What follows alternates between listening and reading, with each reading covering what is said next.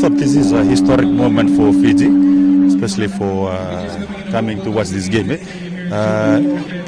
Maybe it's a dream come true for probably for Fiji, probably for all rugby players in Fiji. Many actually dream to be playing the Super 15. But now Fiji, we've got our own team, and it's really exciting coming into this game.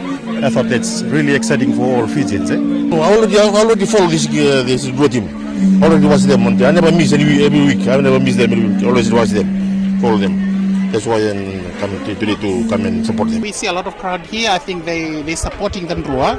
So it's our prayers today that New Zealand, Highlanders will win. It's been 2 weeks we've been planning for this, and it's really exciting. I'm here to enjoy the game. I love Drua, and my favorite player is Meli Daranalangi. I've watched him play sevens.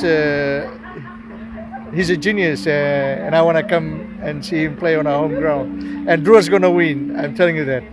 All the best, guys, and wish you all the luck. I'm sure you guys will win. Drua, Drua, Drua.